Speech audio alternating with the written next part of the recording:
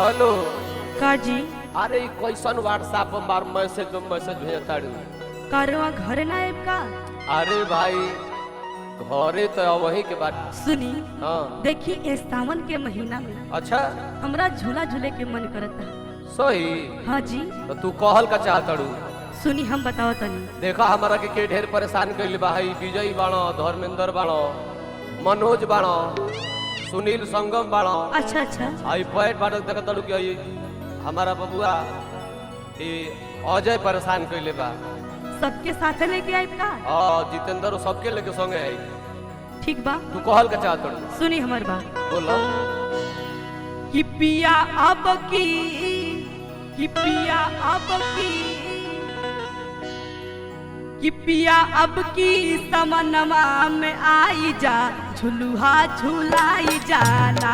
पिया अब की समनमा में आई जा झुलुहा झुलाई जाना।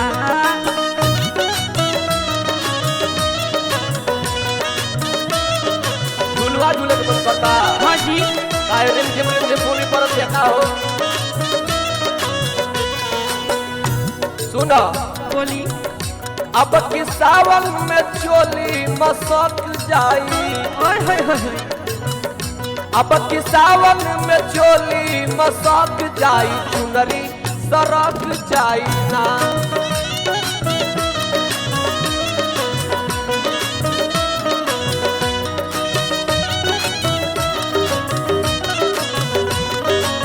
सुनी और ये है बीमारी सुनी बोलो कि जुल्मी भइल बा समनमा पथे नस नस बदनमा।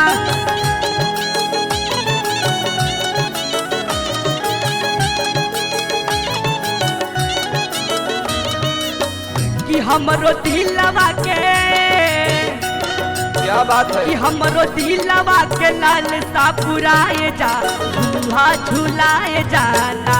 हमरो दिलवा के लाल सा पुराए जा झूला झुलाए जाना।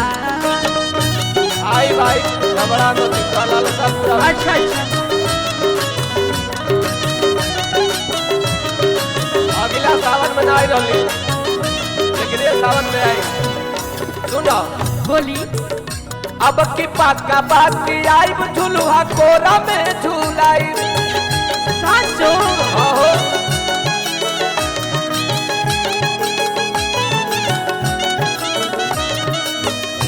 चाप बनस नस देहिया झनक जाई।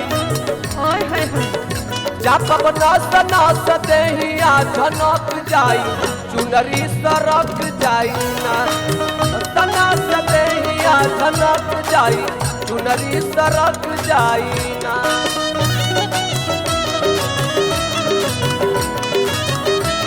जाता अगरबत्तिया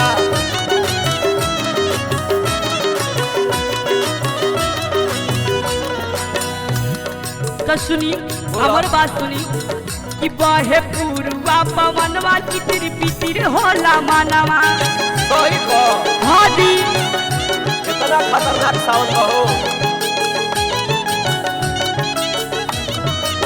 कि पूजा श्याम देव कि पूजा श्याम देव का गीत लहराई जाई झुलुहा झुलाई जाई ना। पूजा श्याम देव का गीत लहराई जाई झुलुहा झुलाई जाई ना।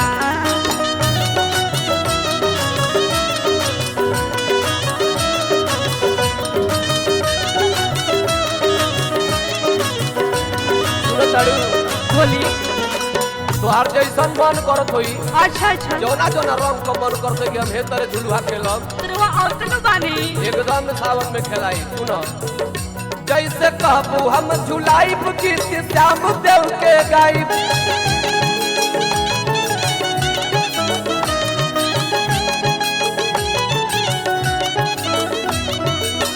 लेकिन सुनो ताड़ू बोली राम केवल छुई कहिया झनक जाई। ओए होए होए। राम केवल छुई मानवा सनक जाई। चुनरी सरक जाई ना। राम केवल छुई मानवा सनक जाई। चुनरी सरक जाई ना। पिया अब की समानमा में आई जा झुलुहा झुला झुलाई जाना।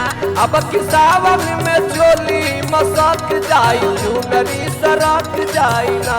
या अब की सवनवा में आई जा झुलुहा झुलाई जाना।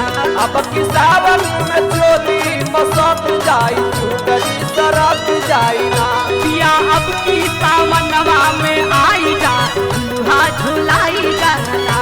अब किसावन में चोली मसक जाई चुनरी सरक जाई ना।